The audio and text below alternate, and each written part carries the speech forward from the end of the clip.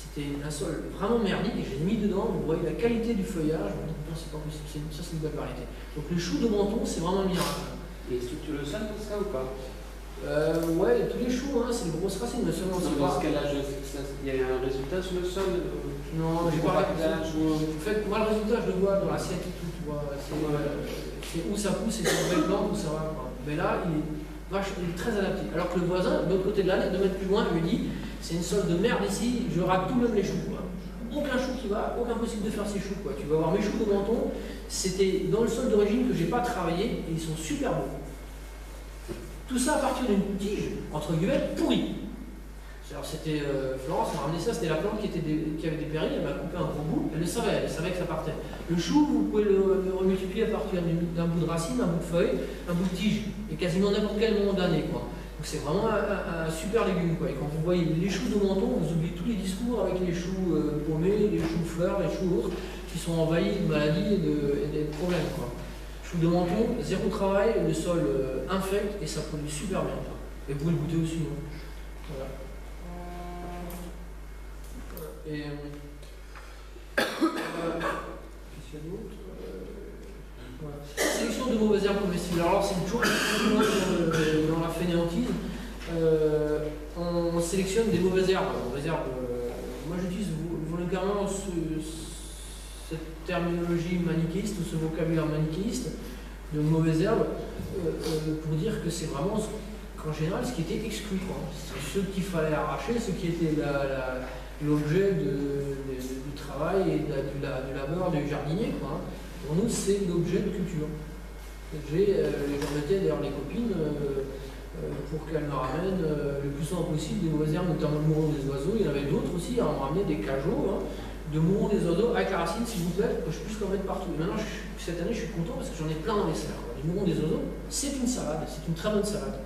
Donc c'est une des plaies des maraîchers parce qu'ils l'arrachent tout le temps et ils mettent des herbons pour l'enlever pour mettre justement d'autres salades qu'ils vont vendre alors qu'ils pourraient très bien vendre le mouron des oiseaux comme ça. Quoi. Donc nous on met du mouron des oiseaux, on met de la roche aussi. La roche c'est une saleté invasive qui est une plante pionnière de tous les talus et les friches de chantier en général. Donc on met de la roche, c'est très très bon quand vous savez comment l'exploiter parce qu'il ne faut pas le laisser faire, il faut le couper tout le temps pour que ça fasse de belles feuilles.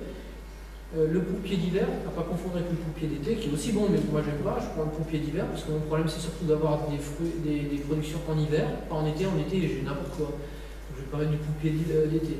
En hiver, vous avez une salade qui résiste au très grand froid et qui est magnifique, qui est extrêmement douce, qui est vendue dans les boutiques, elle a été vendue aux Galeries Beaumonde à certaines époques, mais vraiment très très cher. Et en fait c'est une mauvaise herbe. Les lierres terrestres, donc ça c'est un aromatique, les pierres aussi, non, c'est pas un aromatique ça.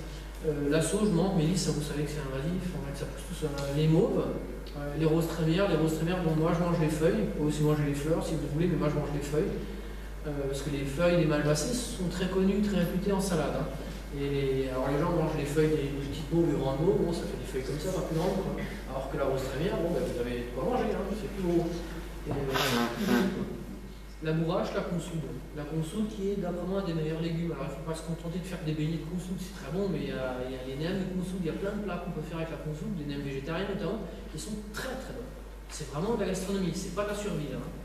Donc avec des consoudes qui sont stériles, qui ne sont pas trop invasives, vous avez le super légume et vraiment beau à boire, beau à manger.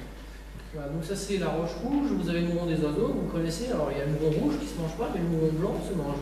Ça c'est la fameuse clétone du Cuba, qu'on appelle pourpier d'hiver, voilà, qui vous remplit les serres. Ça c'est la consoude, voilà. Ça c'est le chardon-marie aussi qui est très bon à manger quand on a des gants.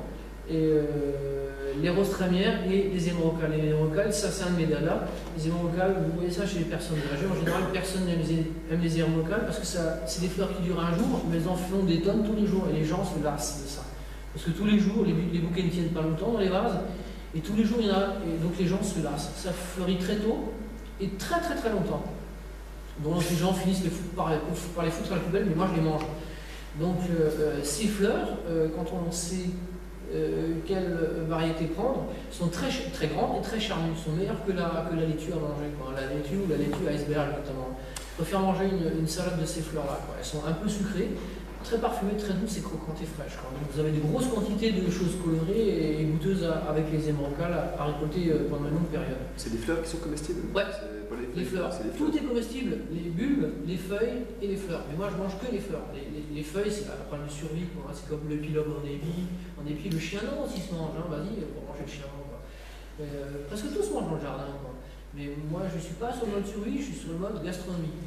La fleur d'émeraucale est excellente. Il y a trois types de fleurs d'émeraucale. La courante, la fluvia ou la flavia, qui est l'orange qu'on a, qui n'est pas très bonne à manger et qui ne garde pas du tout. Ensuite, dans les fleurs de sélection, il y en a deux. Il y a les fleurs doubles et les fleurs simples. Il faut prendre les fleurs simples parce qu'elles sont très grosses.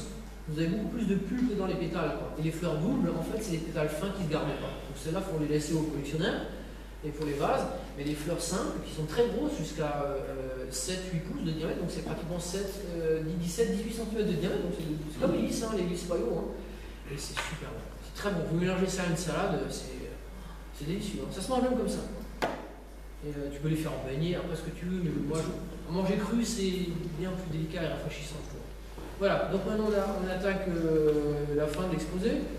Donc on voit 2-3 questions matérielles. Donc les serres d'hiver isolées. Alors, les serres d'hiver, comme je le disais, permettent de récolter facilement, sans fatigue, et du très frais l'hiver.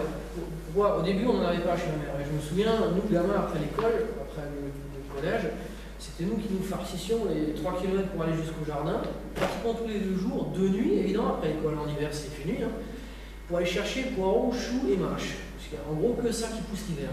Et la mâche, sous la glace, la neige, quand il fait nuit dans le jardin, je m'en souviens encore très bien maintenant. Donc il n'est plus question de bouffer ça, hein, c'est terminé, je ne cultive pas ça. Donc j'ai fait, quand j'étais ado, des serres qui ressemblent à peu près à ça, qui sont toujours en fonction chez ma mère, qui sont des traditionnelles couches qu'on a partout quand vous avez un jardin en friche, des jardins de mémé, de pépé, vous avez partout des trucs comme ça en béton et cultivés là-dedans. C'est des installations basses, donc avec très peu de volume, donc très peu de déperdition, donc de super rapports intrants solaires, hein, c'est-à-dire que vous avez un enseignement direct dedans quoi, qui marche vraiment bien. Et moi je me suis donné, je l'ai fait plus comme je faisais autrefois en béton ou en acier, hein, on les faisait avec la récup de tout ce qu'on avait. Maintenant je l'ai fait en bois, donc le bois étant isolant, elles ont un bien meilleur rendement. Quoi. Donc ce sont des serres basses isolées qui me servent à récolter des choses fraîches sans aucune difficulté tout l'hiver. Tout l'hiver, pratiquement jusqu'à maintenant. Et ça gèle pas? Si, ça gèle, il fait moins 10 dedans, moins 20 la nuit. Quoi. Mais j'ai pas de glace dessus. Si tu veux, le problème des choux, des poireaux, c'est que quand ils sont couverts de ça, de glace et qu'il fait moins 10 dehors, pour les récolter, déjà tu récoltes avec des gants. Je sais pas si tu as déjà récolté de la mâche avec des gants. De la mâche sur la glace, moi je l'ai fait, donc tu enlèves tes gants et après tu as les doigts gelés, quoi. Mais gelés, hein, tu peux pas te laver en plus tes mains. Dans un jardin potager, souvent la glace est gelée, il n'y a pas d'eau, donc tu es là, tu viens avec ton vélo et les doigts pleins de terre, quoi, gelés, quoi. C'est horrible, quoi, c'est traumatisant ça. Donc moi j'ai des serres qui bénéficient des enseignements le jour, c'est vrai, donc le jour ça monte en hiver quand il fait moins 10, il doit faire 20 ou 30 dedans, quoi. Mais la nuit il fait 0 ou moins 10. Mais ça ne dérange pas, les variétés qui sont dedans supportent. C'est pas des tomates que j'ai, hein. C'est des variétés qui supportent le gel. Mais je les récolte sans avoir à enlever la glace et la neige. Et avec un rendement supérieur que si je les avais dehors en pleine terre. Ouais. Tu vois, c'est une petite nuance. La pénibilité en haut aussi. Pardon? La pénibilité en haut. Oui, ça pisse de l'eau partout. Ça pisse de l'eau. C'est des plaques de glace qui sont en dessous à cause de la condensation. Et dès qu'il y a un peu de soleil, c'est tac, ça tombe.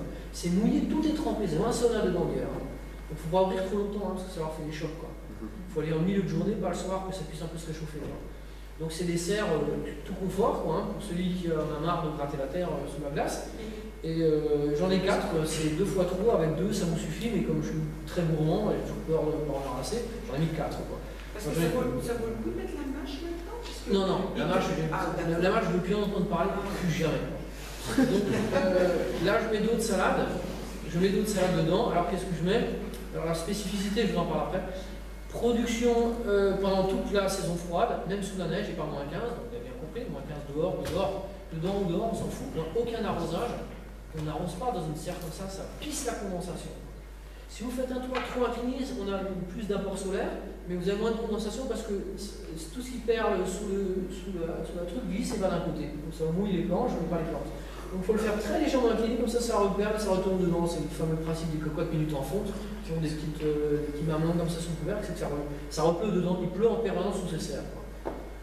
Je vous explique, il y a encore un autre effet qui se greffe là-dessus que je vous explique après. Donc aucun arrosage nécessaire, je vous assure, je n'arrose jamais nécessaire. Hein. Donc c'est en polycarbonate là, ce que vous avez dit? Ouais, le dessus, ouais. Mais tu peux prendre du verre, ça va aussi. Mais le polycarbonate, il est alvéolaire, donc c'est comme du double vitrage. Quoi.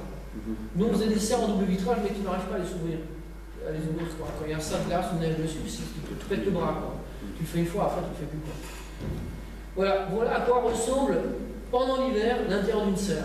Premier constat, on ne voit pas le sol. Deuxième constat, on ne voit pas le paillage. Là, vous voyez en dessus un petit peu de paillage. Hein? Donc on a un sol couvert par un double niveau de paillage et de végétal. Ensuite, il y a une concurrence énorme entre les végétaux. Qu'est-ce qu'on voit? On voit des grosses salades. Alors moi j'utilise des salades, là c'est des salades suisses qu'on trouve qu'en Suisse. Je n'en ai pas vu ici, c'est des salades d'hiver en Suisse qui sont grosses comme ça. Tu ne vois pas? Énormes. Donc c'est pas des petits kikis comme le mâche, hein. C'est vraiment une grosse tête qui est totalement insensible au moins 10, moins 15. Elle s'en fout. Le problème c'est si elle ça nage dessus, elle ne pouvait pas la récolter. Parce qu'elle est très fragile, elle est comme la batavia, tout est cassé. Quoi. Donc il faut la mettre sous couvert celle-là. Donc c'est une grosse salade et j'ai un gros vélo, un vélo cargo, avec je peux mettre 2 cajots dessus et je reviens avec 2 cajots pleins tous les 2 jours. Plein de poireaux, plein de choses. C'est du super frais. Quoi. Et vous avez le poireau d'hiver qui est meilleur que le poireau normal. Quand vous goûtez ce poireau, vous ne mangez plus les poireaux là, verts dont il faut balancer la moitié.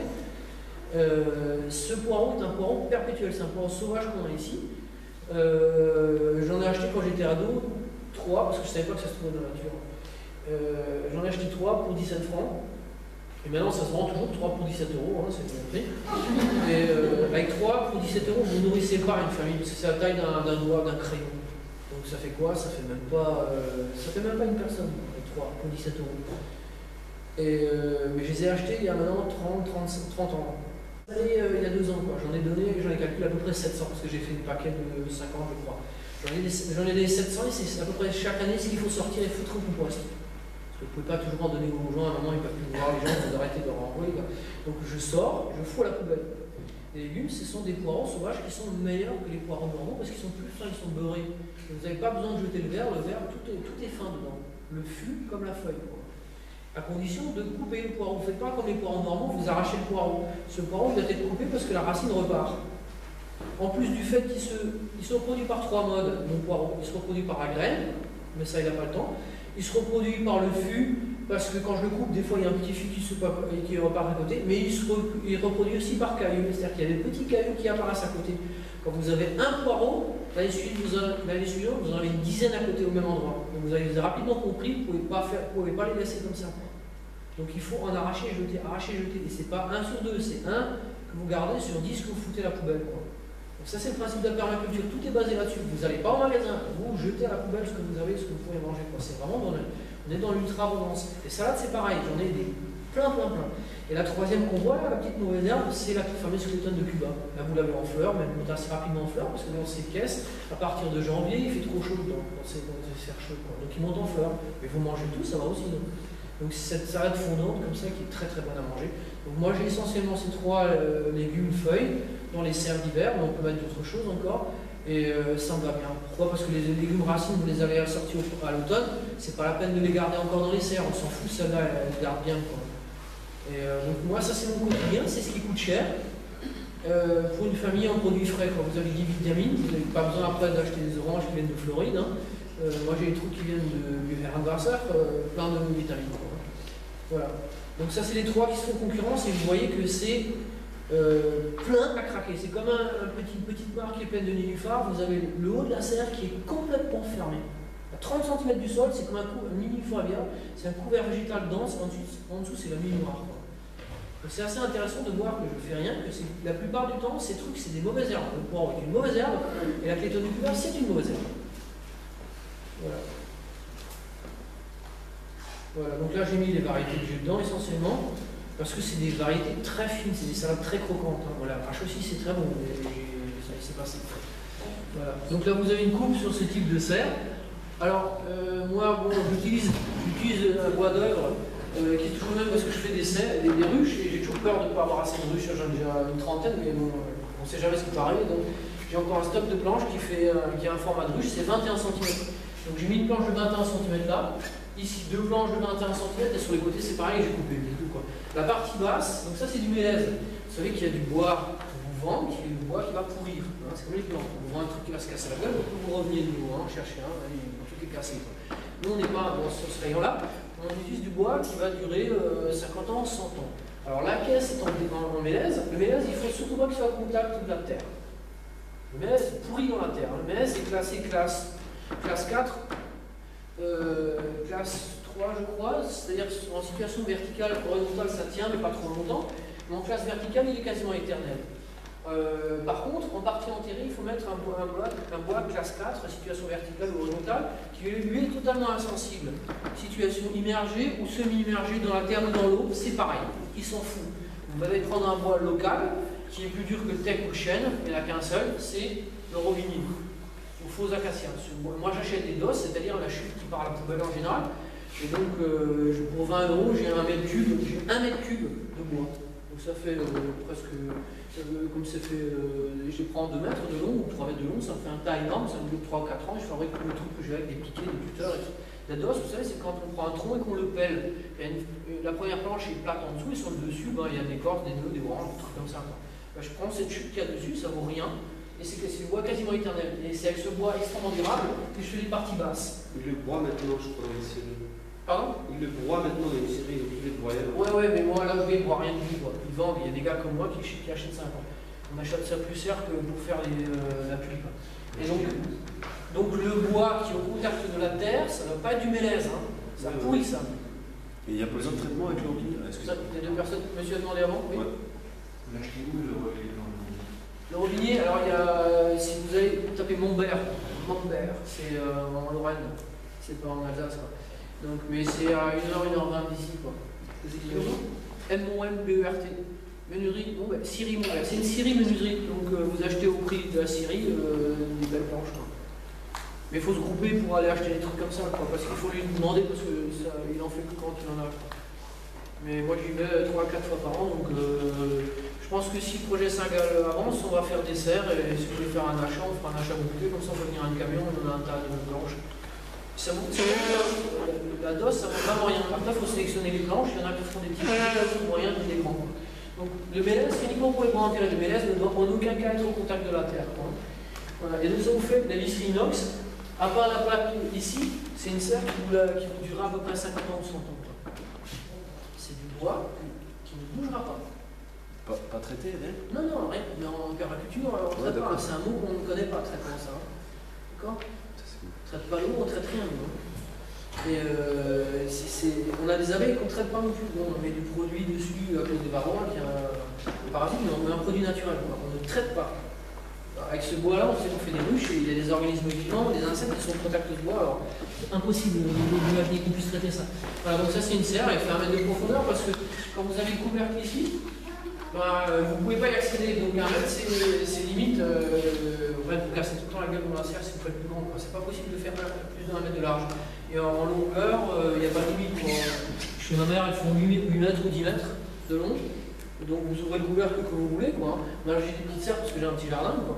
Mais vous pouvez composer ça comme vous voulez. C'est comme c'est un capteur solaire, évidemment c'est orienté plein sud. Ça va de soi. Et dedans, donc le bois que j'ai enterré là, c'est uniquement pour faire réservoir d'eau. Alors peut-être je leur expliquerai après. Ici, comme on a un sol limoneux, j'ai décaissé ici, j'ai fait une baignoire, et j'ai rempli ici de sol très fortement absorbant. Qu'est-ce que c'est? J'ai simplement mélangé énormément de BRF, du bois, et de l'humus à la terre. J'en ai mélangé beaucoup. Donc quand il pleut pas là-dessus. L'eau tombe là-dessus, rigole sur les côtés, mais comme là c'est imperméable, parce qu'en Alsace c'est l'argile, elle va rentrer dedans. Et elle est stockée et diffusée par le morceau de bois. Le morceau de bois, comme tout le monde le sait, le bois ne donne pas d'éléments nutritifs aux plantes. C'est juste un aliment pour les champignons.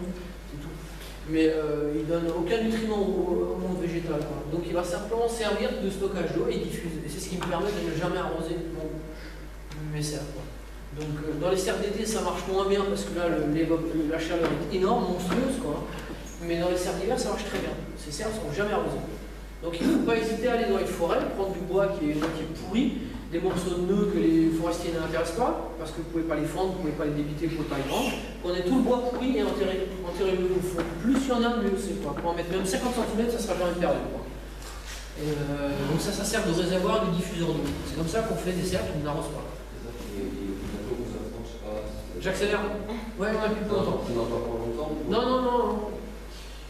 Simple dose de robinet, couverture en polycarbonate, alvéolaire, vis inox, complètement éco. 80 € pour une serre. 80 € pour une serre de 3 mètres x 1. 3 mètres x 1. J'ai pas dit 50 cm x 50 cm, c'est 3 mètres x 1. Et qui dure 50 ans, 100 ans, en dehors du polycarbonate. Serre d'été sans besoin d'arrosage. Alors voici à quoi ressortent mes belles serres. Bon, c'est fait soi-même, c'est pas la peine de le dire quoi. Donc c'est de la bâche agricole qui dure, je sais pas quoi, ils disent 8 ans, 10 ans, ça dure 15 ans si elle est bien montée quoi. Donc ça c'est ma fille qui doit faire ma taille, elle est au fond. Donc ça fait 2 mètres 20, donc avec 30 cm, ça fait 2 mètres 50 jusque là, et les tomates arrivent jusqu'en haut, elles me ferment tout quoi. Donc là c'est milieu de l'été, les tomates sont là et ça va me fermer tout le truc. Hein. C'est vraiment plein. C'est jusqu'au plafond les tomates. Hein. Normalement, un plan de tomate dans l'industrie, c'est 3 mètres, 4 mètres, je crois. Ils ont des chariots comme ça qui circulent et les employés circulent sur des dalles béton. Sans arrosage. Pardon? Sans arrosage. J'explique après. Donc là, c'est le même principe. Donc c'est des poteaux de châtaignier ici et une charpente en mélèze, entrée de ferme. Il y en a 3 des entrées de ferme et puis après c'est tendu. La porte, il y a un cadre aussi, il fait clouer sur place. Quoi. Donc c'est fait comme un sauvage. Si vous faites un bel ouvrage, ça attire les convoitises et les idiots. Quoi. Donc dans un jardin ou pour les ruches, il ne faut jamais faire un bel ouvrage. Jamais. Les gens vous le volent, tapent dedans, viennent couper et après vous disent oui, il y a du fric, oui, je ne peux pas. Donc faites un truc qui est juste bon pour l'usage et tout va bien. Donc là, il y a une piste cyclable à côté, Strasbourg, c'est Strasbourg. Il ne faut pas non plus faire un œuvre d'art. Après, on est hors contexte. J'ai fait une serre qui est juste une serre. Si la tempête me l'enlève, je ne vais pas en faire un quai. Et ça fait déjà pas mal de boulot de faire ces ouvrages-là. Donc si ça a l'air un petit peu bricolé, c'est voulu. Quoi. Elle répond à la fonction qu'il faut, c'est tout. Spécificité de ces serres. Il n'y a quasiment aucun mildiou là-dedans.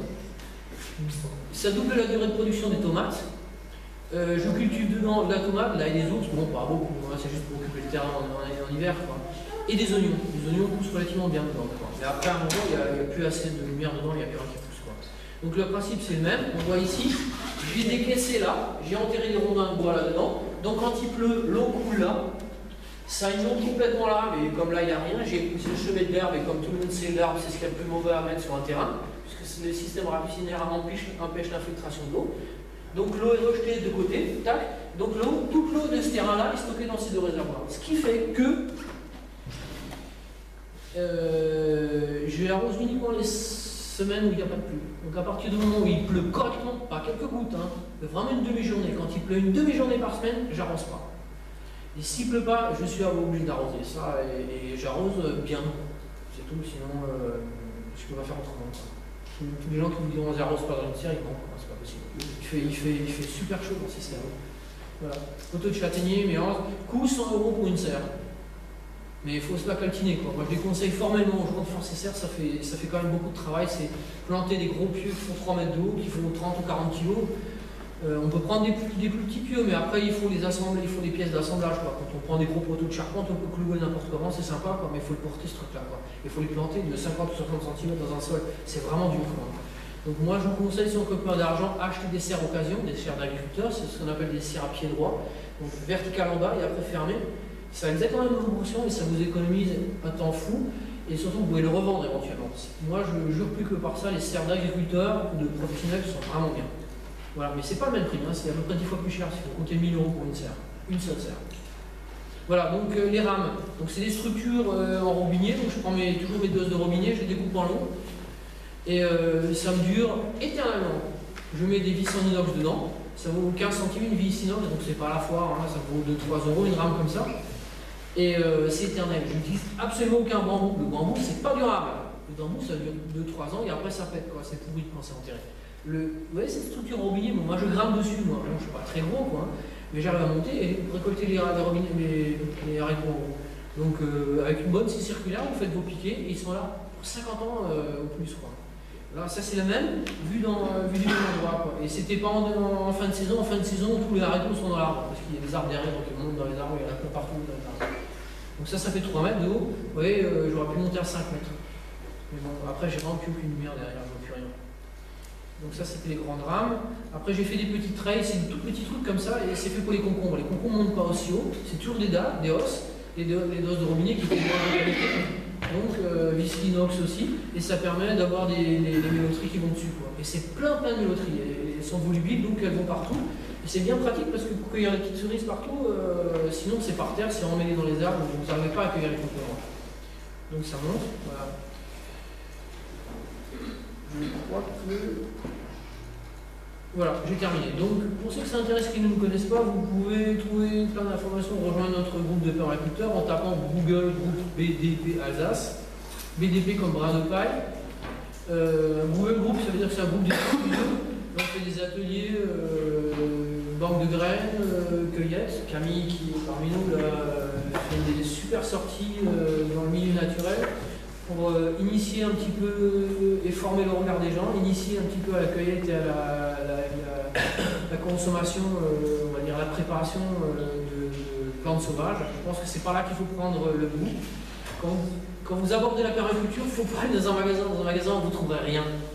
Il faut aller dans la forêt, dans la nature, dans la forêt. Quoi. Pour ça, il faut avoir des gens compétents, charmants en plus, disponibles, qui vous montrent un petit peu tout ce qu'il y a. Quoi. Moi, j'ai pas le temps de le faire, je suis vraiment content que quelqu'un s'y colle. Quoi.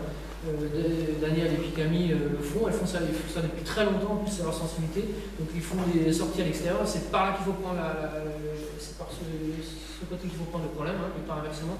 Et quand vous comprenez que déjà l'état naturel des choses vous permet de vous nourrir à 20, 30, 50%, là vous avez déjà compris beaucoup. Quoi. Et quand vous savez regarder une saison, c'est super. Quoi. Voilà. Donc on a plein d'activités, choucroute, fabriquer des ruches, aussi on cueille des essaims, mais là on ne fait plus maintenant, on produit des essaims. Ensuite, voilà. Ensuite sur ce site vous trouvez une liste de variétés de plantes adaptées à la permaculture. C'est très important parce que dans tous les livres que vous trouvez, 75% des variétés ne sont pas utilisables ou plantables ici. Elles ne sont pas adaptées ou ne donnent rien. Donc c'est très frustrant. Alors donc moi j'ai fait le tri, nous on sait faire depuis 30 ans en permaculture. Ça vous évite de perdre votre temps. Et si vous avez des questions, si vous voulez les voir en réalité de jardin, on les a pratiquement toutes. Et si vous voulez des graines, vous venez à notre banque de graines qui est ouverte 4 fois par an. Voilà. Mes coordonnées. Et c'est tout. On n'a pas de temps. Si vous avez des questions, sinon on peut se séparer, on a 10 minutes de retard. Sinon on peut se séparer, on peut se retrouver chez Florence et Bernard pour un buffet. Pourquoi vous disiez qu'on ne peut pas semer les cucurbitacées? À cause du croisement. Tapez croisement cucurbitacées, on vous expliquera pourquoi. Ça dépend des familles aussi. Dans les familles, il y a des genres, non? Oui, il y a des genres, mais bon, dans les genres, il y a du mélange. Quoi. Quand on me donne un potiron, c'est jamais un potiron, c'est un coloquinte, c'est un potimarron, ça peut être plein de choses. Quoi. Tout ce qui est gauche se croise. À moins d'être seul, dans un rayon de 5 km et d'avoir qu'une seule variété, vous ne pouvez jamais conserver une variété. Donc les producteurs de cucurbitacées ne font que ça, c'est tout. Est-ce que c'est pour aussi oui, avec des sachets, oui. Bon, le soir, et en fait, avec la fiche de vanille, il faut la fermer. Dans un sachet, il faut l'enfermer dans un sachet en papier. Ouais. Ensuite, il faut prendre une fleur mâle de la même espèce, et le matin, aller polliniser soi-même. Et marquer le fruit pour savoir que c'est ce fruit dont on récolte les graines. Enfin, ils expliquent ça dans les livres. Oui, c'est pas impossible. Mon problème, c'est de faire déjà on va dire, une production simple d'un nombre limité de variétés. C'est déjà beaucoup. Mettre en place un jardin, c'est vraiment beaucoup de travail au début. Maîtriser les salades, les légumes, fruits, c'est déjà beaucoup de choses. Il y a des gens qui me posent des questions, ils me demandent s'il faut cuire les graines avant de les planter. Si j'achète une graine, ça ne savent pas quoi faire avec moi, il ne faut pas cuire les graines avant de les planter. Je suis confronté à beaucoup de choses. Quoi. Je pense que c'est vraiment un énorme challenge. Quand vous lisez les légumes, vous pensez que vous pouvez tout faire. Je pense qu'en Alsace, on ne peut pas tout faire. Il faut se concentrer sur peu, une petite surface et après passer à autre chose. Quoi. Et comme dit, la production, on peut faire beaucoup de choses. Après, si vous avez l'envie ou les connaissances, on a des gens très compétents dans le groupe. Hein. On a quelques ingénieurs agro, on a des gens qui sont très calés en botanique, beaucoup plus que moi d'ailleurs. Hein. Et donc là, on est un groupe, on va dire, de compétences très variées, intéressantes. Si ça vous intéresse, il suffit de... Normalement, on fait une réunion par mois, mais j'ai pas le temps de faire, là je suis débordé de boulot. Surtout, on attend le projet Saint-Gall, l'avancement. Parce que quand il va commencer celui-là, on aura vraiment beaucoup de travail, donc on ralentit un petit peu pour conserver notre énergie, nos disponibilités. D'autres questions? Ouais, moi j'ai une question. Là, c'est dans un cadre urbain, et je me suis posé la question pour un cadre qui soit un peu plus large que l'urbain. Pour une ferme qui voudrait se lancer là-dedans et nourrir des gens sur un marché, dans des AMAP, est-ce que vous pensez qu'un système comme la permaculture tel que décrit là, ça peut... Alors, oui et non, oui, parce qu'il n'y a aucune raison que ça ne marche pas, il y en a qui le font, il n'y a aucun problème. Je vous renvoie directement à l'expérience de Serre Polser, lui c'est carrément un fleur de montagne immense qu'il a fait. Donc il s'est donné les moyens, le gars. Et bon, ça fait 40 ans que ça existe. Et je rappelle, la permaculture, ça date de 1930, donc c'est vraiment vieux. Nous, quand on entend parler de semis sous couvert d'agroforesterie, ça nous fait vraiment rigoler, comme nouveau truc. C'est comme si on vous ramenait la machine à vapeur en disant on a trouvé un truc écolo. C'est vraiment une technique. Donc il y a des essences qui marchent bien. Par contre, il faut être très clair, la production et les objectifs de rentabilité vous obligent à aborder la chose de manière tout à fait différente. Il y a des choses que vous ne pouvez pas faire. Vous êtes obligé de cultiver sous couvert d'arbres, ça c'est évident. Vous êtes obligé de limiter le nombre de variétés. Vous êtes obligé aussi vous ne pouvez pas mélanger comme on fait actuellement, parce que si vous êtes obligé de passer un quart d'heure à trouver un plant de patate parce que c'est là où il est parti, ça ne va pas. Parce que les patates, comme vous savez, ça se récolte quand la partie aérienne est morte. C'est introuvable une patate. C'est pour ça que j'en fais pas, ça me casse les pieds en permaculture. On laisse les plantes un peu vivre à leur rythme. Et donc il faut repenser un peu le modèle pour qu'il soit rentable, sinon il n'est pas rentable. Mais moi, je vois absolument aucun problème. Et même pour les grandes cultures, pour les céréales? Pour les céréales, là, une fois que je me suis fait coincer par un gars qui s'y connaissait bien, je ne réponds pas. Je dis oui parce que je sais qu'il y en a qui le font, avec des variétés anciennes, mais je ne réponds pas à ça. Je peux donner quelques éléments. Je sais que c'est fondamental dans le modèle de Fukuoka. Pour lui, c'est fondamental. Ils le font. Ils le font et c'est très important. La place des céréales en permaculture dans le mix de végétal est très importante. Pour beaucoup de gens, il faut mettre des céréales dedans. Moi, je ne suis pas un foie aussi, ça ne me branche pas pour faire mon pain. Et surtout, je n'ai aucune compétence, donc j'évite d'en parler. Je dis simplement que pour nous, en tant qu'urbains, là, on est dans l'ultra-dépendance, on est beaucoup plus proche dans les populations défavorisées et handicapées, ultra-dépendantes, et mal parties. Je pense qu'ici, on a vraiment une crise énergétique, on est très mal partis, vraiment très mal partis. Surtout avec des plans qui visent à construire des immeubles grande hauteur et à densifier les tissus. Malheureusement, c'est l'inverse qu'il faut faire. C'est dédensifier les tissus et réintroduire des petits jardiniers, des trucs comme ça. C'est mon point de vue. Parce que plus on densifiera le tissu, plus on sera obligé d'aller chercher dans la bouffe. Donc moi je pense qu'il faut le faire. Par contre, il faut se concentrer sur les trucs à forte valeur ajoutée et limiter le nombre de productions. Il ne faut pas faire les trucs que les grandes exploitations arrivent à faire. Pas faire de la patate, il faut faire des kiwis, des petits fruits, des kiwis, des mangues, des trucs comme ça. Les choses qui vont se vendre super bien. Ou les choses qui vont bien se conserver. Les kiwis, par exemple, des racines, ce genre de choses. Et si tu vends en même temps un peu de choucrou, des trucs lactofermentés, c'est super facile à faire ça. Et c'est très bon. C'est très bon. Les gens ont perdu ça. Ils sont prêts à acheter parce que ça se garde bien, ça. Lactofermentation, quand on a, pendant 3 mois, tu peux le laisser ouvert, ton pot, ça va encore. Il faut sortir du modèle jetable merdique, pasteurisé, tout ça. Il faut faire du simple, des trucs que les gens arrivent à faire, qui est gustatif, plus riche que ce que le monde industriel arrive à faire. Il ne faut pas se mettre en concurrence avec le monde industriel et les supermarchés. Il faut faire beaucoup mieux qu'eux, qui se gardent beaucoup plus longtemps, beaucoup plus facile et un peu plus cher du coup, parce qu'il faut que tu factures tes heures. Mais je ne vais pas trop sur cette plate-bande-là parce que mon objectif c'est l'individuel, c'est l'autoproduction, mais pas de tout. Je ne produis pas de conseils aux professionnels, mais je connais qui en font et je sais que ça pose des problématiques de rendement. Tu es obligé de raisonner avec des employés qui s'en foutent, avec des échecs de culture, donc il faut que tu diversifies pour arriver toujours à retourner sur tes pieds. Et c'est pas évident. Voilà, d'autres questions? J'ai une question sur la place de l'animal là-dedans. Tu parles d'animal à 2 pattes Oui, les animaux d'élevage, parce qu'on parle de permaculture, mais... c'est très différent. Alors tu peux avoir des petits animaux qui ont leur place partout, abeilles, canards, cochons, poules, tout ça, ça se mélange, pas dans un potager comme ça. Et encore ruches, sans aucun problème, poules aussi, pendant des années j'ai amené mes poules.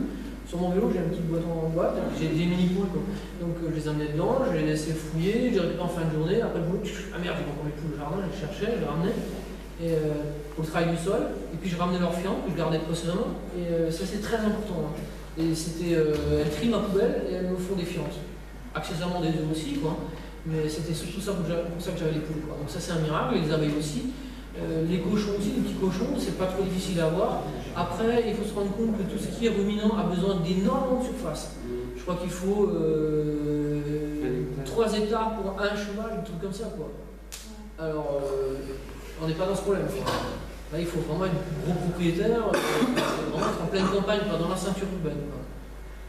Là, tu es out, tu peux même pas. Tu exclus le cheval et âne. Tu exclus, à part une vache, tu exclus les animaux de traction parce qu'ils sont beaucoup trop énergivores. Voilà. Autre question? Un terrain qui est partiellement envahi par les roseaux.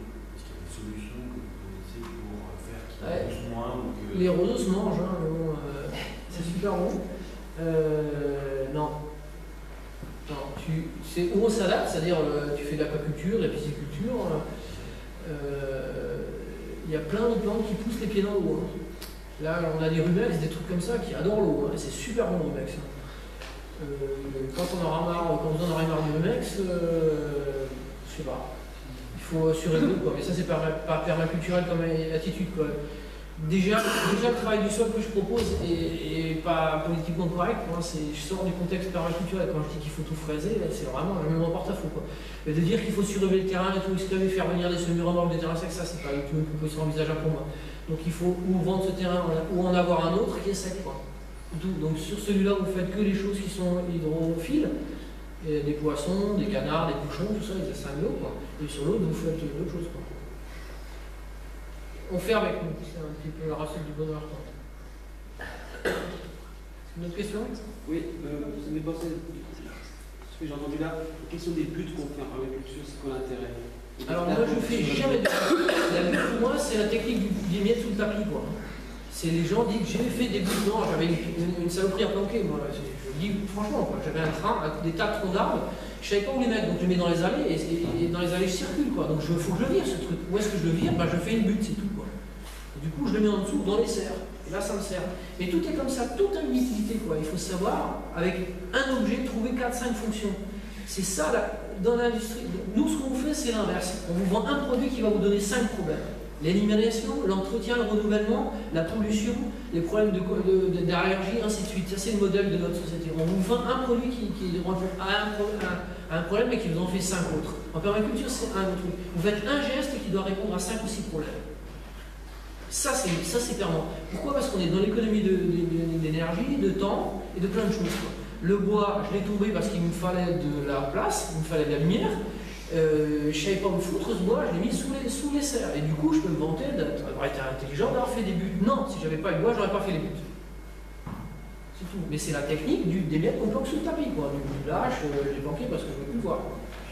C'est pas une nécessité en fait, c'est pas... Non, les gens me disent on va faire de la culture, on aimerait faire des buts. Genre, non, pourquoi est-ce que vous voulez faire des buts? Elles me disent parce que c'est bien. Non, c'est bien quand tu as trop de bois. Mais sinon, tu ne fais pas le but.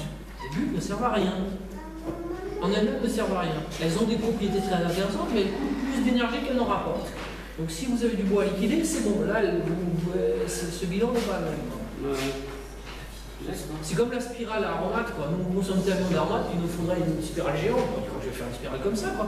Et deuxièmement, les aromates, il faut les répandre partout. Donc la spirale aromate, c'est le degré zéro de la permaculture. Comme les buts, c'est le degré zéro, c'est la forme immédiatement reconnaissable, c'est ce qui permet aux gens de dire je suis du club des permaculteurs. Donc pour moi, c'est pas ça le truc. J'en ai jamais fait, j'en ferai jamais de ces trucs-là, quoi. Ça m'énerve. Ça m'énerve. La permaculture, c'est répondre après à des problèmes, pas faire des trucs pour les formes, quoi. La forme répond à la fonction, mais ça doit avoir au moins 5 ou 6 fonctions, quoi.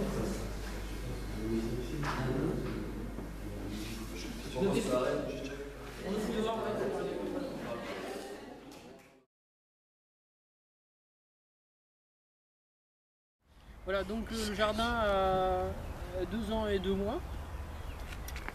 La moitié des... Donc avant il y avait de l'herbe. La moitié des plantes ont été repiquées. La moitié de la totalité de ce jardin a été repiquée cette année parce que, comme dit, j'ai semé sur une petite surface, sur un petit pot de fleurs et ça a été repiqué.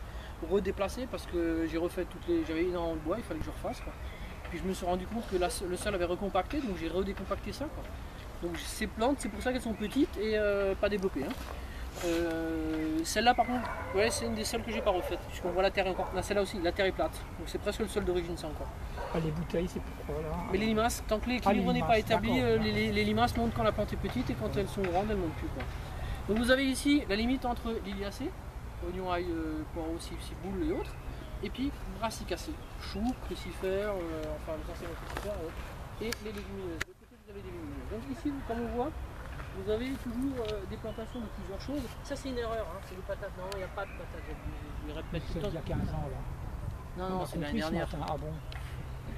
Mais j'avais pas le temps de les récolter, c'est des rats. Alors les rats, vous en ratez toujours quoi. Et donc il y a des poireaux perpétuels d'été, des gros poireaux. Ça fait des grands poireaux comme ça, même plus grands. Ici, ils montent en fleurs parce que je les ai pas coupés. J'aurais dû les manger. Et quand vous les mangez pas, ils montent tout en fleurs. Quoi. Et donc ils sont pas très gros et ils sont montés en fleurs, mais sinon ça devient un peu plus grand. Et là vous avez les poireaux perpétuels d'hiver, qu'on voit ici. Et là j'en ai sorti pas mal, j'en ai sorti à peu près 750. Je faisais des paquets de 50 et c'est ce qui m'a permis de les compter. Parce que quand vous plantez un poireau, l'année suivante vous en avez entre 5 ou 10. Même les autres. Je crois que c'est que les poireaux sauvages là. Ah je sais pas, mais en tout cas j'ai jamais planté de poireaux normaux quoi. Je plante ceux-là, ça me va parce qu'ils ont un goût qui est meilleur que le poireau sauvage, que le poireau cultivé. Hein. Parce que le poireau cultivé vous jetez le vert. Là vous jetez jamais le vert, vous mangez le vert et le blanc et c'est plus fin, c'est un peu beurré comme ça. L'oignon c'est pareil, vous voyez, là il y a un petit oignon qui a été planté. Et si vous regardez, vous avez un 5-6 fûts qui montent. Et le vert se mange, l'oignon se mange, l'oignon peut se conserver, donc avec la peau, hein, vous le faites sécher. Vous pouvez le laisser en terre, c'est comme vous voulez. Mais à un moment, il faut intervenir, sortir et jeter. Quoi. Ou sortir et offrir, c'est comme vous voulez. Parce que c'est ce qu'on appelle des oignons multiplicateurs, c'est que vous en mettez un, vous en avez 10 l'année suivante. C'est comme les poireaux. C'est comme les poireaux, ok. Vous en avez un, vous en avez 10 l'année suivante. Donc ça finit par vous saturer. Les serres là-bas d'hiver sont complètement défoncées. Pourquoi? Parce que j'ai sorti. Et donc tout est remué comme ça, il n'y a plus de couvre-sol, il n'y a plus rien, c'est moche. Quoi. Les seuls que j'ai laissés sont en train de faner et sont tout jaunes. Quoi. C'est, comme je l'ai dit, une atmosphère de fin de règne. Bah oui, ils ont bien vécu tout l'hiver, maintenant je réorganise. Quoi. Mais il faut que je sorte, sinon j'ai plus que ça. Quoi. Salade, oignon, chou, c'est pareil, ça envahit tout. C'est vraiment des plantes sauvages, sans problème, sans rien. Quoi. Et vous avez donc là vous voyez des plates-bandes un peu de tout. Là il y a des ostas. Donc les bouteilles c'est pour éviter les limaces, c'est ça? Ouais, au début, ouais. Elles grimpent pas les limaces Non, vous avez une bouteille sur 10 qui est envahie. Ah. C'est un peu con, on se dit bois pas ou elles ont pas envie. Plus haute, quoi. Pardon? Ouais. Une bouteille sur 10, donc il faut toujours en mettre plus quoi, hein, sinon vous êtes malheureux. Une bouteille sur 10 et ça va. Là vous avez des ostas qui sont consommés pour les fleurs, c'est pas les mêmes. Les grandiflora c'est pour les fleurs ont un goût d'orange.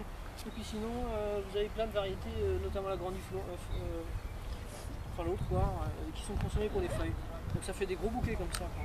Et vous avez donc les épinards Bon-Henri derrière qui commencent à monter, des salades devant, les oignons partout. Hein. Donc c'est toujours un mix de ce qu'on veut. Vous avez en bordure ici les rosiers comestibles, hein, avec lesquels on fait des gelées, ou des sirops. Vous récupérez les feuilles alors? Les pétales? Pardon? Ouais, les pétales, ouais. Ok. Mais là j'ai un peu loupé le truc. Et je suis pas occupé. Ouais. Et là vous avez derrière les petits fruits, les buissons. Vous avez les petits fruits, les buissons. T'as pas le même endroit? Ouais, bah ouais. Dedans. Au niveau de l'arrosage là à l'extérieur Ah, j'arrose rien du tout. Moi. Rien du tout? Non. Là je suis obligé d'arroser, je vous l'avoue, parce que j'ai pas mis de paillage. Mais quand il y a du paillage, j'arrose rien du tout. Je n'arrose pas. Ça tient combien de temps Vous étiez pas là ce matin? Si. Mais en permaculture, on n'arrose pas. La pompe. Là, même avec 2 semaines de sécheresse? Non, la pompe, je l'ai réparée il n'y a pas très longtemps. J'ai acheté un joint en cuir qu'il y a dedans, mais sinon j'avais même pas d'eau. Je prenais de l'eau de l'île et je la foutais là dans le bassin. Je n'avais pas d'eau ici. J'en avais marre de prendre de l'eau de l'île, quoi. Et les voisins me disaient un peu pitié, ils me disaient ouais mais prenez de l'eau de chez moi, allez mais venez prenez de l'eau de chez moi. Pas d'eau ici. Donc je l'ai pris parce que c'est plus propre de prendre de l'eau de la nappe pour se laver, quoi. Okay. Mais je n'arrose pas. Là j'arrose parce que je charrette et cette terre quand elle est comme ça elle sèche très vite, quoi. Donc c'est urgent de mettre du paillage. Le paillage, je l'ai mis, je vous avoue, j'ai terminé hier, quoi. Il y a un mois j'ai coupé toutes les berges de l'île là, donc avec une faux, j'ai coupé toutes les orties, quoi. Donc j'ai mis 20 cm d'orties, c'est la moitié du jardin. Il y en a encore plein là, on la voit. Donc j'ai pas tout terminé, quoi. Mais là en dessous il y a 20 cm de paillage d'ortie. Il y a du purin d'ortie derrière, vous allez sentir, hein, ça sent super mauvais, c'est du purin d'ortie, quoi. C'est pas des toilettes qu'il y a derrière, c'est du purin d'ortie, quoi. Et donc j'en ai mis des quantités énormes dans les tomates aussi. Mais là j'ai pas encore eu le temps de le faire, quoi. Je suis un peu overbooké là. Mais sinon c'est toujours couvert et bien humide. Et la paille vous l'achetez? Non, ouais, enfin, je l'achète en fait, je fais des maisons en paille, donc Ah, je d'accord, prends les ouais, restes, ouais. quoi. Je prends les déchets de chantier. Dès qu'on a une fuite, dès qu'on a une botte de paille qui a pris l'eau, Ouais. elle commence à moisir pour moi. C'est faux, quoi. Voilà. Oui, la paille s'achète, si vous n'êtes pas Ouais, agriculteur, ça se Oui, vole oui, pas, non, ça se trouve pas dans la nature, ça se trouve pas dans les magasins, donc on va, je vais refaire, il faut aller. Oui. De toute façon, ça se vole plus de nos jours, c'est des rouleaux. Hein. Putain, excellent. Putain, c'est ouf la verdure qu'il a par terre. Le purin d'ortie est juste derrière toi, hein, Camille, tu l'as vu. Mais tu le laisses combien de temps, toi, le Ben, quand je m'en occupe. Parce que quand il est trop fait, normalement, ils disent que c'est pas bon pour les plantes. Ouais, je sais, je sais pas trop le temps d'en occuper. Si vous avancez un tout petit peu. Voilà, donc vous voyez ici pas grand chose à voir, si ce n'est que il y a derrière vous là des rames, des grandes rames en acacia. Vous voyez ce que c'est, des vis inox, moi je le grands dessus pour cuire mes raisins, quoi. Mes haricots. Et l'année dernière j'avais fait juste 2 rames, c'est amplement suffisant pour une famille, hein. Une rame de mange-tout et une rame de haricots d'hiver. Les haricots d'hiver c'est tellement bon que j'ai fait ça cette année. J'ai fait toutes ces structures là. Et l'année dernière, donc, les haricots étaient montés dans le hou et avaient recouvert une bonne partie du hou. Donc j'ai coupé toutes les branches et j'ai fait ça pour mettre mes haricots orteils du pêcheur là. Donc ça va être de la production d'hiver pour manger des protéines tout l'hiver. Ça fait aucun boulot. Vous les mettez en terre, vous oubliez, ça grimpe dans l'arbre, là, la moitié du noisetier va être mangée. Et à la fin de l'année, je prends le pied, je tire et je descends tout, ça me fait un énorme tas, je trie l'écosse, je mets ça en pot et c'est terminé. Et si j'ai pas le temps, je peux les laisser la moitié de l'hiver, même janvier, février, je peux encore les récupérer dans l'arbre. Ça sèche et ça se garde très bien en l'air. Vous avez un champ de rhubarbe comme vous voyez ici, et là vous avez de la consoude qui est un excellent légume. Ça c'est la consoude de la Bocking 14 et ça c'est la Bocking 5 ici. Celle-là est très chargée en potasse, elle est un peu pas très bonne à manger, mais celle-là est bien meilleure. Ce sont des consoudes stériles les deux, donc qui sont pas trop envahissantes dans le jardin, quoi. Voilà, je crois. Là c'est des manguiers, des petits manguiers quoi. 1, 2, 3, ils ont déjà produit, celui-là est produit l'année dernière, quoi. Voilà. Ils produisent des mangues, ceux-là? Ouais. En quel. T'as une mangue, moi? Sérieux? Ouais. Et il prend la branche ou comment ça se passe? Comment Vous avez un truc comme ça énorme qui prend la Ah, branche. ok, d'accord. Ouais, 2, 3, 4, 5, 10 quoi. C'est incroyable, hein, mais bon. Sur un petit plan comme ça? Ouais. Putain. Et chez mes clients c'est pareil. J'en ai mis, je suis paysagiste, j'en mets chez mes clients, ils ont des petits trucs comme ça, qui font 1 ou 2 mangues et c'est super bon. Ah, excellent. Très, très bon. Voilà. Si vous n'avez pas de questions, je crois que j'ai à peu près tout dit, si vous avez des questions. Non. Là vous voyez derrière la cuve pour les champignons et puis derrière à l'ombre les rondins de champignons qu'on a fait avec un ami qui est à l'aise un peu dans la multiplication de mycélium. Et on a assimilé ça, donc on a coupé à plusieurs, je ne sais plus combien de rondins, une centaine de rondins. Et on a fait pour tout notre groupe donc des lots qu'on a inséminés tous ensemble. Et les gens sont repartis avec des lots qu'on met à l'ombre, on laisse le mycélium se développer, après on stresse le mycélium là-dedans. On les met à sécher sur la table, enfin l'espèce de structure en ferraille qu'il y a là. Et ça nous produit des champignons, quoi. L'année dernière j'ai eu beau... À l'air libre. Pardon ? À l'air libre, les champignons. Ouais. L'année dernière j'ai eu tout, ça n'a pas très bien marché parce qu'on n'avait pas assez... On a contaminé le bois, on n'a pas assez bien inséminé. Donc j'ai eu une micro-production de champignons et le bois a foiré, quoi. Mais cette année on l'a vraiment bien fait, on s'est donné les moyens de le faire très bien. Voilà. Qu'est-ce qu'on appelle bien faire? On a mis 10 fois plus de mycélium dedans, de façon à ce que Oui, le bois n'a pas pu être colonisé par d'autres mycéliums. Et, deuxièmement, ouais, et on a vraiment bien vérifié, Vincent qui s'y connaît bien, a bien suivi le développement. Même les résidus de mycélium après ils ont super bien marché, donc on sait que c'est pas le mycélium qui a foiré. Le bois était bien aussi, quoi.